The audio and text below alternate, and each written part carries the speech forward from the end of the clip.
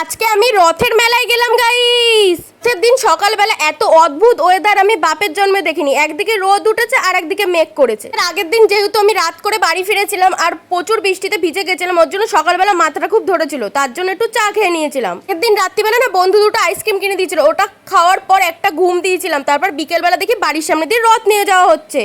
তো রথের দিন আর রথের মেলায় আমি যাবো না সেটা তো কোনোদিন হতেই পারে না। আমাদের এখানে দুটো মেলা বসে, একটা দত্তপুকুরে, একটা হচ্ছে জয়পুরে। আমরা চলে গেছিলাম দত্তপুকুর মেলায়। এখানে আমি মেলায় এসেছি না মেলায় ধাক্কা খেতে এসেছি বুঝতেই পারছিলাম না। আর এইদিকে বন্ধু দেখো রিং ফেলে আমার জন্য একটা বিস্কুট জিতেছে। সেখানে বিস্কুট যেটার বদলে ও যদি বাসন মাজার সাবান জিততো আমি বেশি খুশি হতাম, কারণ আমাদের বাসন মাজার সাবান শেষ হয়ে গেছে। আর এদিকে বল ফেলে তো আমি কিছুই জিততে পারিনি। একটা মানুষ খেলাধুলায় এতটা খারাপ কিভাবে হতে পারে সেটা আমাকে দেখে বোঝা যায়। এরপর কিন্তু আমার বন্ধু চলে এসেছে, আমাকে তো বলেইছে তোকে একটা ঝুড়ি গিফট করবো এখান থেকে, দেখিস। বন্ধু যখন বলে হাত দিয়েছে ও তো আজকে ঝুড়ি জিতবেই, নাচতে নাচতে ঝুড়ি নিয়ে বাড়ি যাবো, কিন্তু ও কিছুই জেতেনি। তারপর দুঃখ নিয়ে একটু ঘুগনি খেয়ে নিলাম। কিন্তু আমাকে বোঝালো ওইগুলো নাকি সব হচ্ছে নকল রথ, এটাই হচ্ছে আসল রথ। এখানে নমস্কার করে ঘন্টা বাজিয়ে তারপর নকল রথকে একটু নমস্কার করে চলে এসেছি গোলাপ ফুল নিতে। বন্ধু আমাকে একটা গোলাপ ফুল গিফট করেছিল। আমি ভালোবাসার গোলাপ হচ্ছে লাল, কিন্তু বন্ধুত্বের আগে কিছুই হতে পারে না, ওর জন্যই আমাকে ও গোলাপি গোলাপ দিয়ে দিয়েছিল। কিন্তু বন্ধুর কাছে বুকে চেয়েছিলাম ফুলের, কিন্তু আমাকে দেয়নি। ও বলেছে 150 টাকা দিয়ে গিলেমেটে কিনে দেবে, কিন্তু বুকে কিনে দেবে না। আর কিন্তু মেলা থেকে আমি কিছু না নিয়ে ফিরবো না,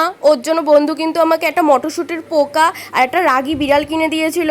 এসেছি পাপড় খাবো না, এটা তো হতেই পারে না। আমি একটা পাপড় খেয়েছিলাম, বন্ধু কিন্তু 4টে পাপড় খেয়েছিল। ওটা মনে হয় কেরোসিন তেলে ভেজেছিল, ভীষণ গন্ধ বাজে ছিল। বন্ধু আর আমি দুদিন ধরে শুকনো রুটি আর ভেন্ডির তরকারি খেয়ে যাচ্ছিলাম রোগা হওয়ার জন্য, কিন্তু মেলায় এসে আমরা সব ভুলে গেছি। দুজন মিলে ঘপাত ঘপাত করে কিন্তু গজা খাচ্ছিলাম। মেলা থেকে কিন্তু মার জন্য বাদাম, লম্বা গজা, জিলাপি, তারপর খসখসে গজা, সব রকম কিন্তু খাবার মার জন্য নিয়ে নিয়েছিলাম। না হয়তো আমার ভিডিও দেখে ভাবছো এই আদ্দামনি মেয়েটার পুতুলের শখ না, শুধু পুতুল নিয়ে বেড়ায়, কিন্তু আমার পুতুল অনেক বেশি ভালো লাগে। সে সাবুর পাপড় খেয়ে নিয়েছিলাম, একটু ঢং করছিলাম, মাকে বলছে আই লাভ ইউ মা, তোমার জন্য এগুলো নিয়ে এসেছি।